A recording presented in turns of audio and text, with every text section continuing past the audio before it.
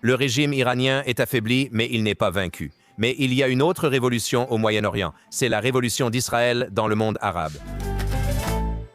Pour la première fois, Rawan Osman, ma chère amie, collègue et invitée de marque ici sur Al-Shaq Al-Satlana, notre émission sur le Moyen-Orient.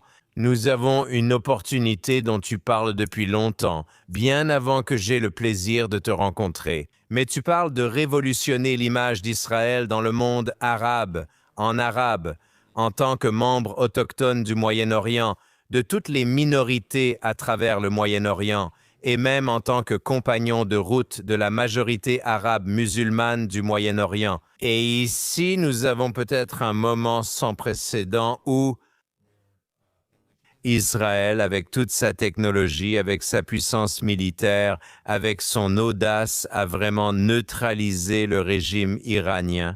Une puissance chiite, non arabe, messianique, djihadiste et apocalyptique qui a attaqué le monde arabe encore plus en termes d'agression réelle qu'elle n'a attaqué Israël ou les États-Unis. Et voici une nouvelle opportunité. La jugeriez-vous ainsi? Tout d'abord, merci Dan, c'est toujours un plaisir d'être avec vous. Merci. Deuxièmement, oui, en effet, il y a une opportunité qu'Israël peut saisir pour assumer un nouveau rôle au Moyen-Orient. Bien sûr, à mon avis, et selon l'avis de nombreux Israéliens, les Israéliens sont autochtones du Moyen-Orient. Le Moyen-Orient n'est pas un bloc monolithique de djihadistes, qu'ils soient sunnites ou chiites, ça suffit. Nous devons célébrer notre diversité culturelle, notre riche patrimoine culturel.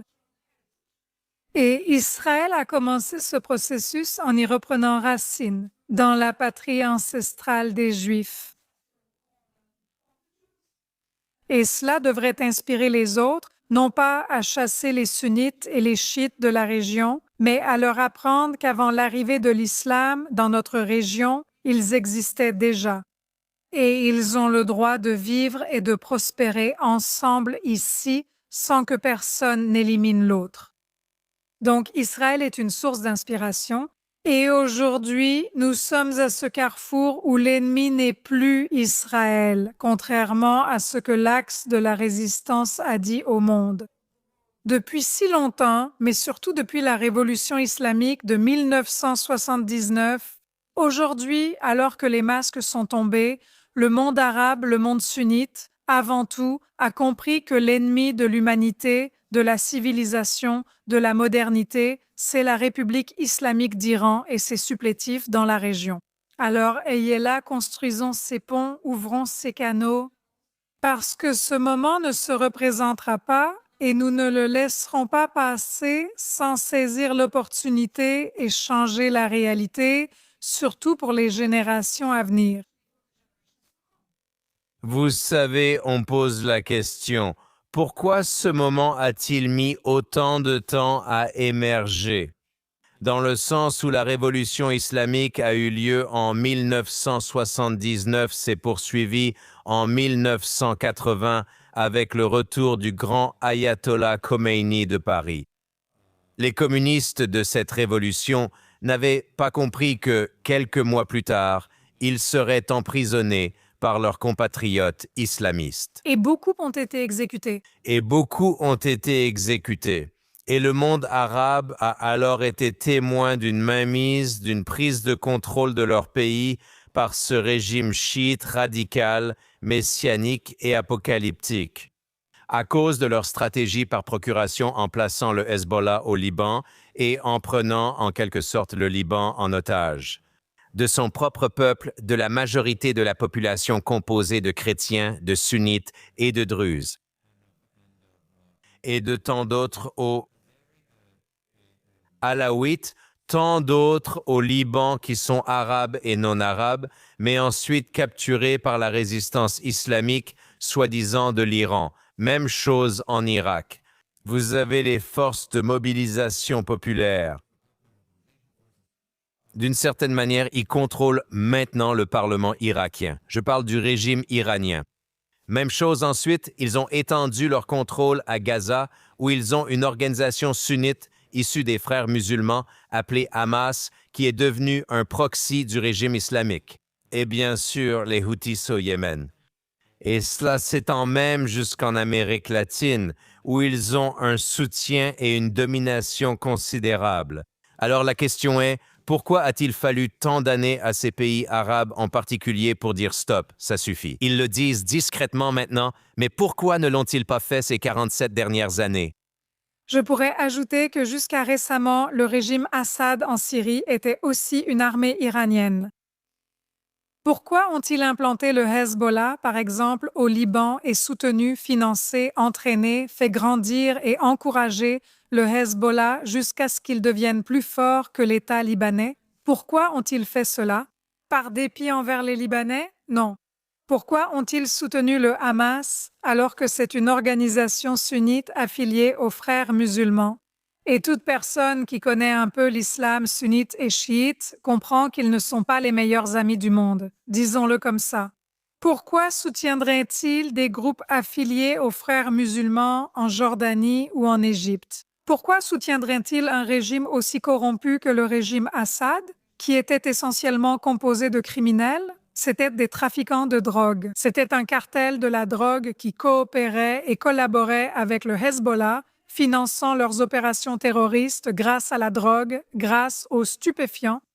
Pourquoi ont-ils fait tout cela? Ils ont habilement réussi à encercler Israël.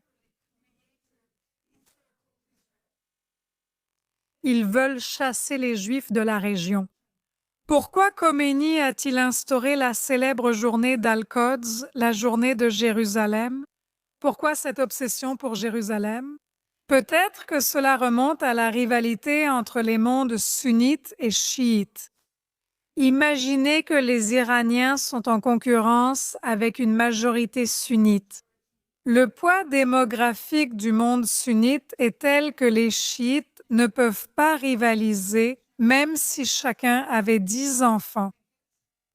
Et les sunnites ont la Mecque, le site le plus sacré de l'islam. Ils sont les leaders du monde musulman, sauf lorsque Khomeini est revenu et a fait de la libération des opprimés, des pauvres Palestiniens défavorisés, sa mission, promettant au monde de libérer Jérusalem. Imaginez maintenant s'il pouvait libérer Jérusalem et l'arracher des mains des Juifs, du petit Satan, et éliminer, anéantir Israël. Ils seraient non seulement les chefs des musulmans honorables, mais aussi de tous ces idiots utiles à travers le monde, y compris les gauchistes radicaux et les communistes. Les alliés du régime iranien seront séduits par la République iranienne qui a enfin libéré les opprimés, ou l'icône, le symbole de l'oppression dans ce monde, défiant et s'opposant aux oppresseurs que sont les États-Unis et Israël. Au-delà de cela, tu m'as fait penser à quelque chose à laquelle je n'avais jamais réfléchi auparavant. Rawan Osman, tu as déclenché quelque chose dans mon esprit. Je me demande toujours quel est le lien entre l'islam chiite et la mosquée Al-Aqsa, parce qu'il n'y a vraiment rien dans leur théologie, dans leur compréhension de l'islam, qui les présenterait comme les gardiens d'Al-Aqsa. Mais si la stratégie est de passer d'une minorité de 15% à une force dominante dans l'islam, quelle meilleure façon de le faire que de récupérer et de s'approprier l'héritage, si vous voulez, ou l'atout, si vous voulez, des sunnites de l'islam sunnite, qui représentent 85% de l'islam, dont l'un est Al-Aqsa. On l'appelle le troisième lieu saint de l'islam après la Mecque et Médine.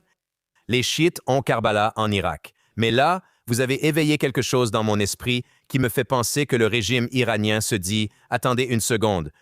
Si je peux m'approprier la mosquée Al-Aqsa, qui est un atout sunnite, alors je peux rehausser mon statut dans le monde musulman. » Même si la mosquée Al-Aqsa n'a rien à voir avec moi en tant que chiite radical, de la même manière que la Mecque et Médine n'ont rien à voir avec moi.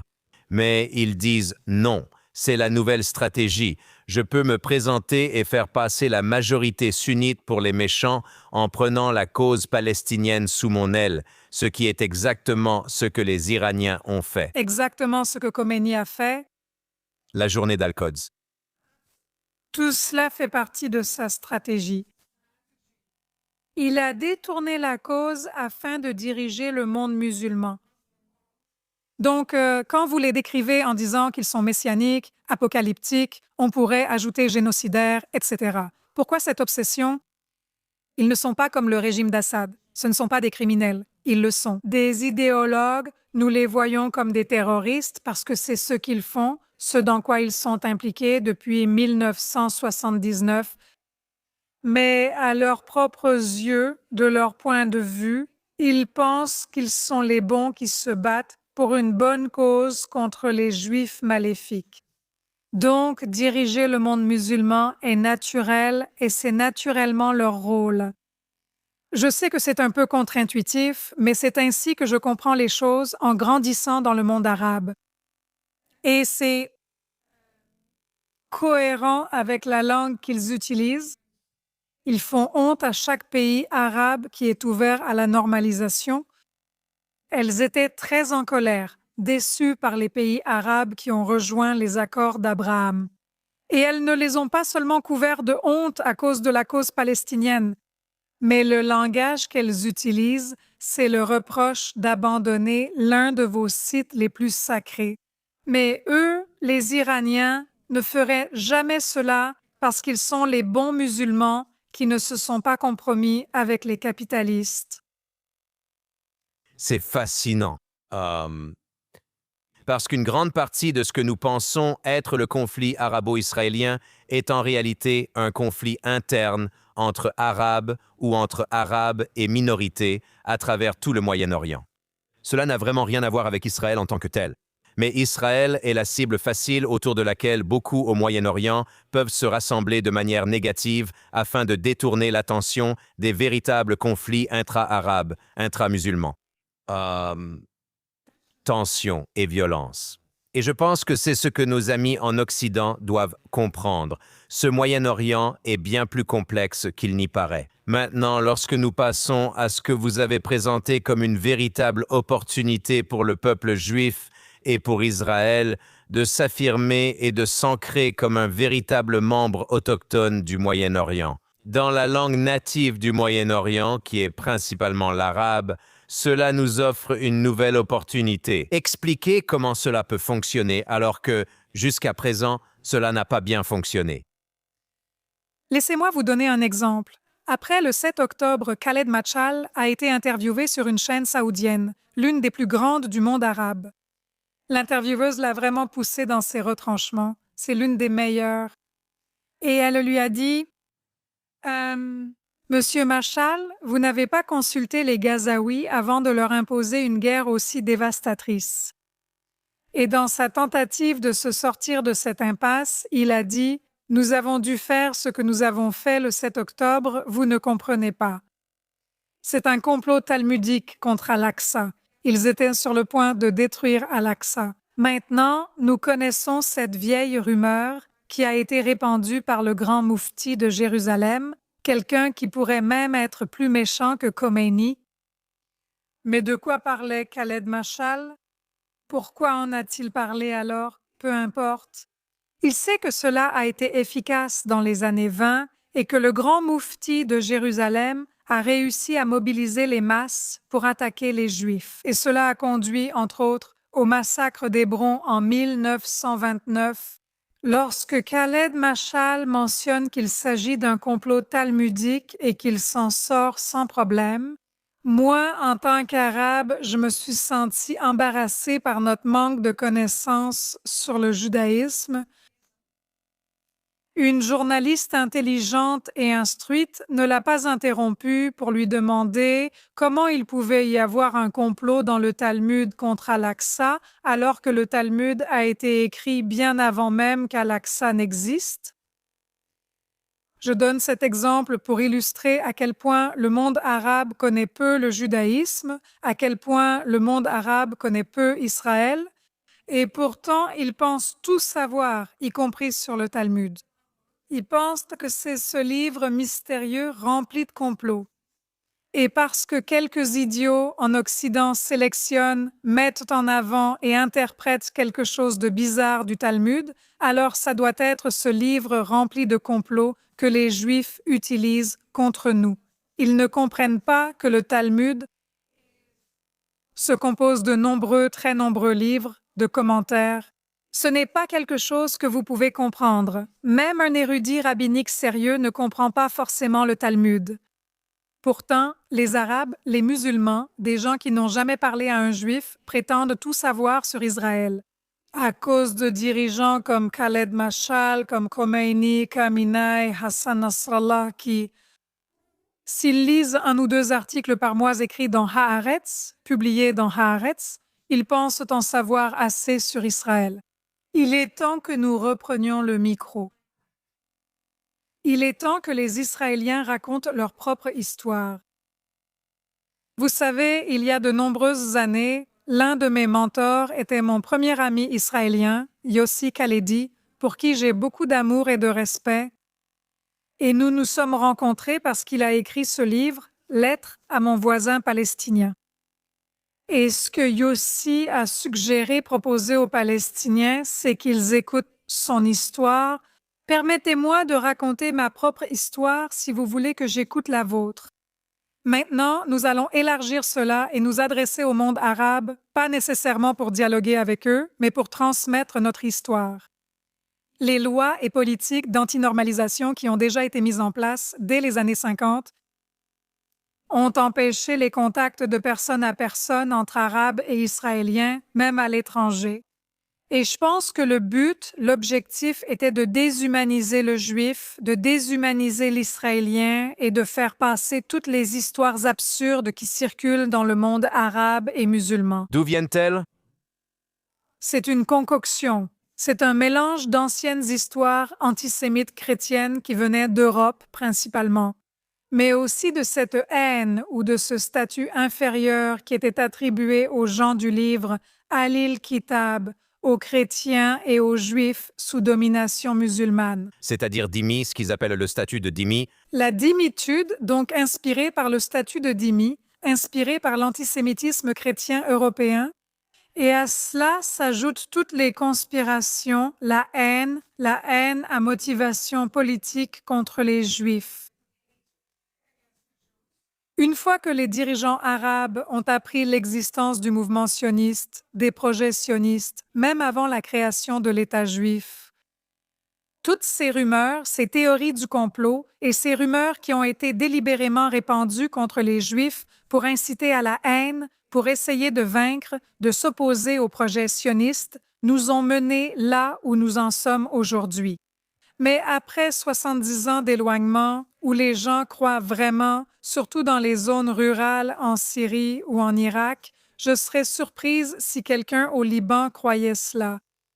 Mais ce n'est pas impossible. Mais je suis presque sûre que dans de grandes parties de l'Égypte, de la Libye, les gens pensent vraiment que les Juifs ont des cornes et une queue. Il faut arrêter ces absurdités. Nous sommes en 2026 et cette haine et cette incitation ont coûté la vie à des dizaines de milliers de personnes. Ça suffit maintenant. Donc, je suggère à tous ceux en Israël qui en ont les moyens de commencer à raconter leurs histoires. Juifs, Israéliens, commencez à raconter vos histoires. Et je dis Juifs et Israéliens consciemment parce que j'aimerais que les Juifs racontent au monde en russe, en turc, en allemand, en arabe, en hébreu. Racontez vos histoires. Et les Israéliens, juifs et non-juifs, racontez vos histoires. Qu'est-ce que cela signifie d'être sioniste? Les gens en Espagne, au Canada, en Australie pensent que nous sommes des démons.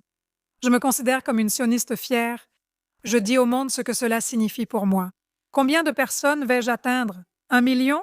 Nous avons besoin d'une armée d'Israéliens et de Juifs pour commencer à raconter ces histoires. Particulièrement en arabe, particulièrement. En arabe et dans d'autres langues, mais nous ajouterons des sous-titres en arabe. C'est pour cela que j'ai rejoint le JCFA. C'est le projet que je vous ai apporté.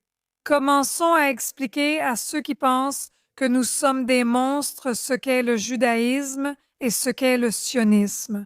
Comment Israël prospère-t-il contre toute attente?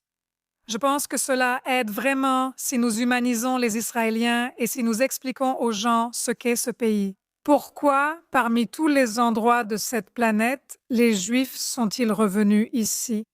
Combien de fois Jérusalem est-elle mentionnée chaque jour dans la prière juive? Il ne s'agit pas de cela, ce n'est pas un projet colonial. C'est enraciné ici.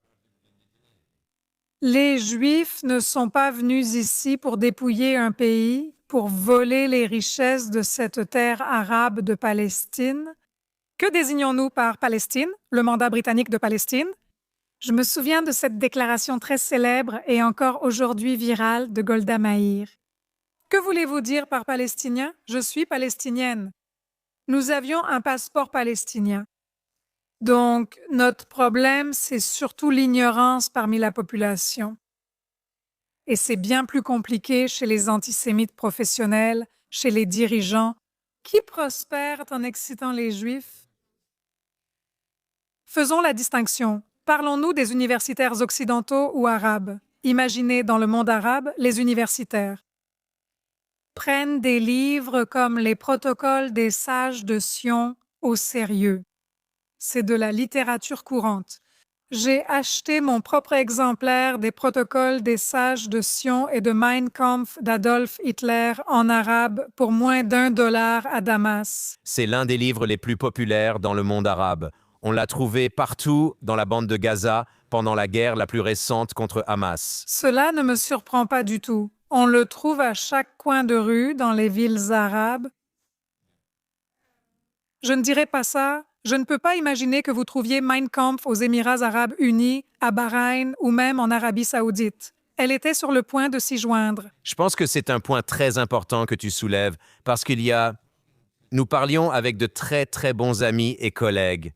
Ariel et Mikhail Warshawski, qui sont des intellectuels vraiment importants dans le monde juif, à New York et profondément impliqués avec nous au centre de Jérusalem. Et ils ont souligné autre chose. Ils ont fait remarquer quelque chose lors d'une conversation que Olid et moi avons eue avec eux.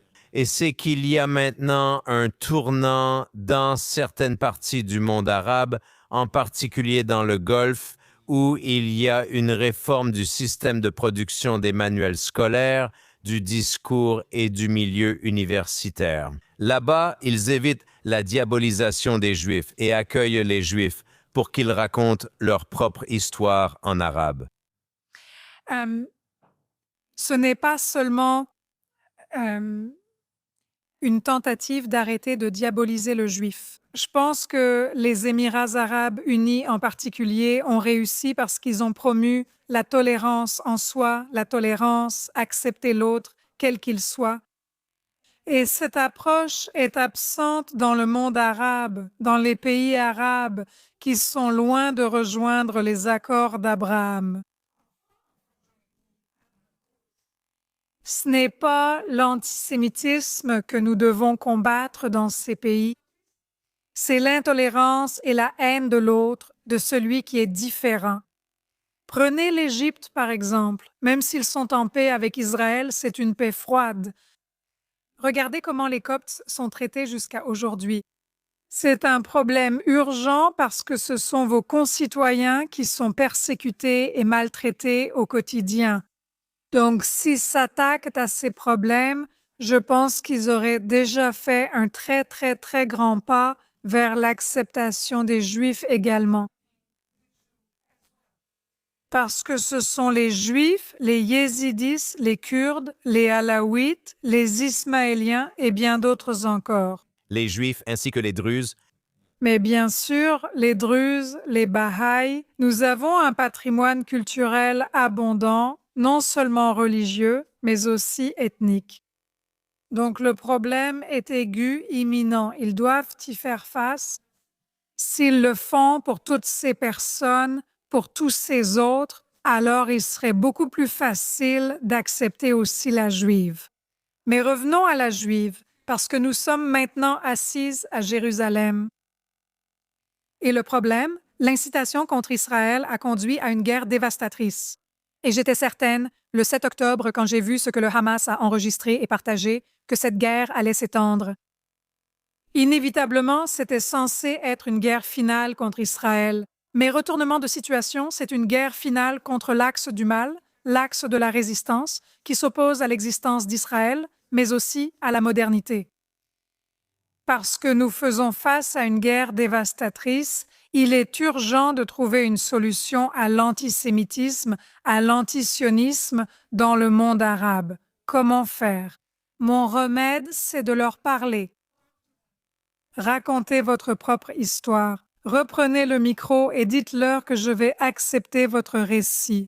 J'accepte que les Palestiniens nés à Ramallah n'ont pas choisi d'y naître. Et un jeune de 15 ans n'y est pour rien, ce n'est pas leur faute s'ils sont coincés dans ce dilemme politique. Je comprends. Si tu veux ma sympathie, laisse-moi aussi raconter mon histoire. En tant que juive, je peux te dire que 850 000 juifs ont été déracinés de ce monde arabe. Regarde nos cimetières. Regarde l'héritage culturel que nous avons laissé derrière nous.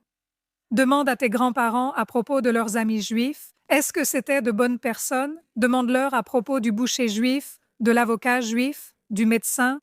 Ils diront qu'ils étaient de bonnes personnes. Pourquoi nous vois-tu comme des démons aujourd'hui? Je ne peux pas raconter cette histoire car elle n'est pas la mienne. Je veux que toi, l'Irakien, le Yéménite, le Libyen, l'Égyptien, le Juif syrien, que tu racontes ces histoires. Le Juif russe, raconte-leur ton histoire. Le Juif polonais, dis-leur non, nous ne venons pas de Pologne, de Russie, d'Espagne. Dis-leur pourquoi tu as été chassé. Pourquoi étais-tu en Irak? Parle-leur du Talmud de Jérusalem et du Talmud de Babylone. Pourquoi existe-t-il un Talmud babylonien? Raconte ces histoires. Même si je vis 30 ans de plus, ce ne sera pas assez. Je manque de temps pour tout raconter. Il nous faut une armée. Et je vous invite à utiliser la technologie, à utiliser les réseaux sociaux et le pouvoir qu'ils vous donnent, car ils franchissent les frontières. Racontez vos propres histoires et nous transformerons l'avenir de ce Moyen-Orient au lieu d'être célèbre et connu en Occident uniquement pour nos guerres et notre misère. Et enfin, il semble qu'à partir de notre discussion d'aujourd'hui, il est vraiment nécessaire qu'Israël commence à jouer un rôle plus important dans le sens de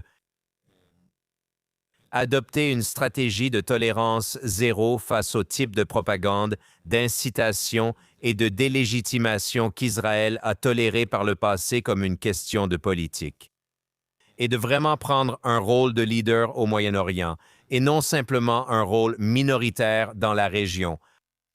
Je pense qu'aujourd'hui, surtout après que l'Iran a attaqué ses voisins arabes, nous avons une opportunité où Israël peut parler aux Qataris, les inviter à reconsidérer bon nombre de leurs positions, les inviter à calmer un peu le jeu avec Al Jazeera. Son rôle d'incitation a été dévastateur depuis que je suis enfant. Je regarde Al Jazeera et je crois aux histoires les plus absurdes. Donc, par exemple, commencez par faire cela, parlez aux Qataris et tenez-les pour responsables. Quand quelqu'un qui vit à Jérusalem-Est, en Israël, parle à Al Jazeera et affirme cela. Seuls les musulmans et les chrétiens n'étaient pas autorisés à accéder à leur lieu saint dans la vieille ville. Les musulmans n'étaient pas autorisés à prier à Al-Aqsa pendant le Ramadan et les chrétiens étaient empêchés d'accéder au Saint-Sépulcre. J'aimerais qu'Israël soit plus proactif.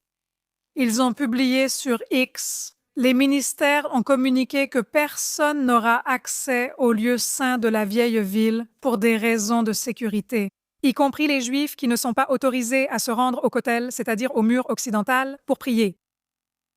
J'aimerais qu'Israël fasse des déclarations plus fortes pour démentir ces mensonges. Et si quelqu'un vit à Jérusalem-Est, ment et parle à Al Jazeera, il doit y avoir des conséquences parce que ce sont des mensonges flagrants, n'est-ce pas? Et cela mène à l'incitation, aux manifestations, aux arrestations. Et ensuite, nous nous retrouvons, comme d'habitude, coincés dans un cercle vicieux de violence. Donc oui, je suis d'accord avec toi. J'aimerais qu'Israël adopte également une politique de tolérance zéro contre les mensonges, surtout si ces mensonges proviennent d'ici, à Jérusalem et à Tel Aviv, de la part de personnes qui sont des héros, des vedettes sur des chaînes comme Al Jazeera, mais pas seulement. Et ils continuent de critiquer ces pays et de propager des mensonges flagrants. Eh bien, nous avons beaucoup de choses à régler et nous avons beaucoup de chance de vous avoir avec nous au sein d'Amis Islam. Et nous attendons avec impatience de nombreuses autres discussions sur Al-Shakar al-Satlana, car c'est vraiment notre Moyen-Orient, à nous tous. Juifs, Arabes, musulmans, chrétiens, Druzes, Kurdes, Iraniens, vraiment Azéris, mon Dieu, Turkmènes, Alaouites, c'est une région pour nous tous. Et je pense que c'est la Neshama, l'âme et le fil conducteur de vos analyses. Alors merci, Rawan Osman, une bonne amie, une collègue et une chercheuse principale du JCFA. Et nous invitons vraiment nos auditeurs et nos téléspectateurs à nous rejoindre et à soutenir cette voie sans précédent vers Israël. Raconter sa propre histoire, particulièrement en arabe, avec des sous-titres en anglais, en embrassant à la fois l'Orient arabe et l'Occident. Merci beaucoup, Dan. Allons-y, et puissions-nous être témoins de la paix de notre vivant, et toi aussi, Moyen-Orient, pour que nous puissions dîner à Beyrouth. Un dîner à Beyrouth fait vraiment envie. Et que des amis libanais les invitent à dîner à Jérusalem et à Tel Aviv. Inch'Allah, Bezrat Hashem, Bezrat Hashem. Merci beaucoup. Merci.